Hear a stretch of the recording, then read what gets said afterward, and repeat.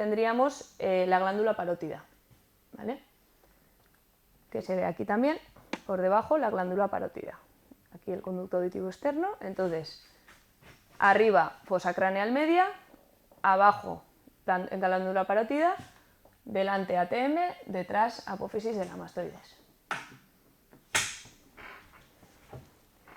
Entonces, con eso ya hemos visto más o menos el oído externo, entonces vamos a pasar a ver el oído medio, ¿vale?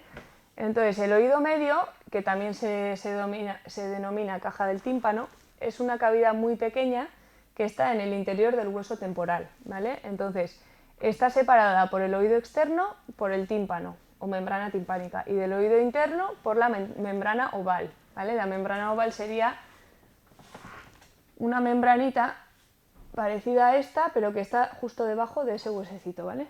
Y ahora vamos a hablar de ella.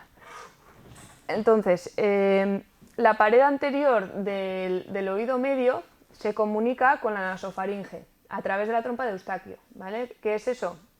Cuando nosotros buceamos, por ejemplo, y tenemos que despresurizar, lo que hacemos es un valsalva que hace que el aire que tenemos en la garganta entre al oído, ¿vale? Entonces, y entra por la trompa de Eustaquio. Entonces, en su interior, unidos por ligamentos, tenemos 3 huesecillos que están conectados mediante articulaciones sinoviales, ¿vale? Entonces, primero empezamos por el tímpano, ¿vale? El tímpano o la membrana del tímpano es una membrana de tejido conjuntivo con fibras elásticas y que está recubierta por epitelio por ambos lados, por el interno y por el externo, ¿vale? Tiene color como grisáceo y aspecto nacarado. Entonces, su función es transformar las ondas sonoras del aire en vibraciones mecánicas, ¿vale? Que van a estimular los huesecillos del oído. Entonces, nosotros para ver la membrana del tímpano lo que solemos usar es el otoscopio, ¿vale? Cuando nosotros exploramos con un otoscopio, lo que vemos es esta foto que se ve aquí, ¿vale? Vemos el tímpano con el martillo ahí, con parte del martillo pegado a él, ¿vale? Que sería uno de los huesecillos. Entonces esto lo que va a hacer es que en cuanto el tímpano vibre, pues el martillo se va a mover, ¿vale?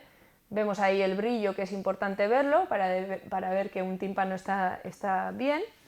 Y lo que solemos fijarnos es si por la parte posterior, por ejemplo, pues vemos pus o vemos líquido o vemos algo, y si hay una otitis, por ejemplo, pues todo estaría mucho más rojo y con otro aspecto, ¿vale?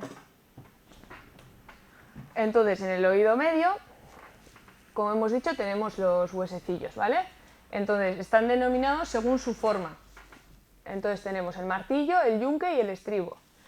El martillo es el más externo, que digamos, entonces está unido a la cara interna del tímpano, como hemos visto antes en la otra foto, y su cabeza se articula con el yunque. Entonces, está unido a un músculo que previene el daño del oído interno, ¿vale? Porque aumenta la tensión del tímpano cuando hay un ruido fuerte. Cuando hay un ruido con mucho decibelio, lo que hace es este músculo paraliza el martillo para que no siga mandando esa señal y que el oído interno no se afecte. Entonces, luego tenemos el yunque, que es el hueso intermedio, que se une a la cabeza del martillo por un lado y a la cabeza del estribo por el otro. Y por último tenemos el estribo, que se llama pues porque se parece a un estribo, y se une al yunque por la cabeza y su base, que vemos ahí abajo, su base se inserta en la ventana oval que os he dicho antes, ¿vale? Que el límite del oído medio era por un lado el tímpano y por otro la ventana oval, pues el estribo está pegado la base del estribo a la ventana oval. Entonces, como hemos dicho, los movimientos del tímpano se transmiten y amplifican a través de los huesecillos por el oído medio y llegan hasta el oído interno, ¿vale? Entonces, vamos a ver aquí la membrana oval y la membrana y la redonda, o sea, la ventana oval y la redonda, perdón. Entonces, vemos aquí la ventana oval y la ventana redonda, ¿vale? Esto es el oído interno, que luego vamos a explicar, pero era un poco para que entendierais cómo va el asunto. Entonces, tenemos aquí el conducto auditivo externo con el tímpano, que está unido al martillo Entonces el martillo, llegan aquí las ondas, el tímpano se mueve o vibra, el martillo se mueve también el yunque y el estribo. Y cuando el estribo se mueve, lo que hace es que aquí el estribo está pegado a la ventana oval, ¿sí? Entonces, dentro de la membrana, dentro de la ventana oval, tenemos este caracol, ¿vale? Que luego vamos a explicar. Y dentro del caracol tenemos como si fuera un conducto con líquido, ¿vale? Con agua. Entonces, cuando esta vibración llega a la ventana oval, mueve el agua que hay aquí hasta llegar hasta el agujero redondo, ¿vale? Hace como una ola, que digamos. O sea, sería todo el ciclo. Y luego vamos a explicar el oído interno. Entonces, el oído interno o laberinto, ¿vale? Entonces, está formado por unas cavidades óseas que se llama el laberinto óseo, que es lo que os he enseñado arriba. Este de la izquierda sería el laberinto óseo, este es el hueso. Y en su interior tienen unos sacos membranosos llenos de líquido, ¿vale? Que sería el laberinto membranoso. Es como si dentro de este hueso metiéramos un globo con la misma forma por dentro, ¿vale? Y el globo sería el laberinto membranoso.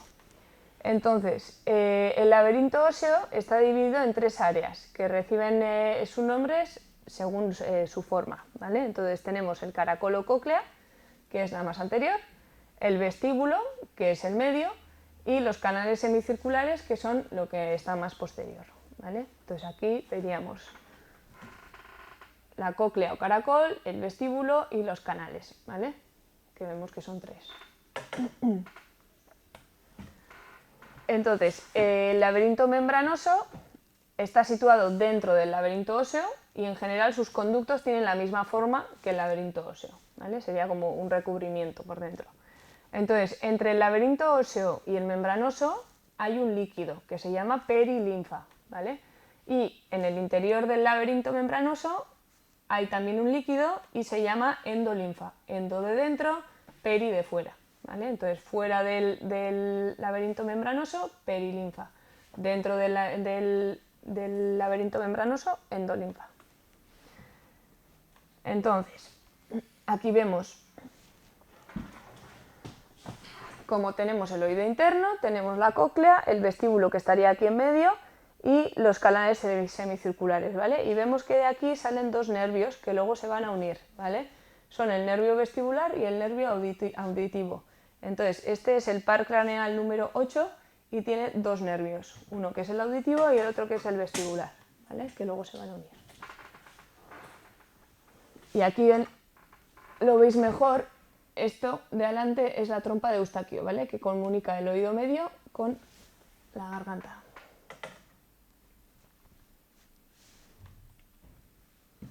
Entonces, vamos a ver el oído interno y, como hemos dicho, tenemos los canales semicirculares.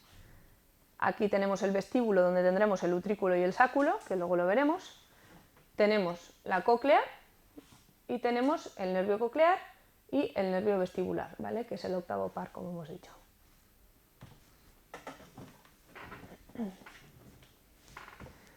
Entonces, vamos a empezar por la cóclea o el caracol óseo, ¿vale? Recibe este nombre, pues obviamente debido a su forma, y en una sección transversal de la cóclea lo que veremos es que está formado por 3 canales o rampas, que están separadas entre sí por membranas.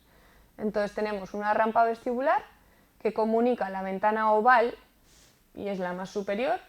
Antes en el dibujo lo hemos visto, como lo que os he dicho que se produce como una ola, pues la parte superior que tiene la entrada en el agujero oval o en la membrana oval sería la rampa vestibular, ¿vale? Luego tenemos la rampa timpánica, que es la que está más abajo y se encuentra por debajo de la membrana basilar.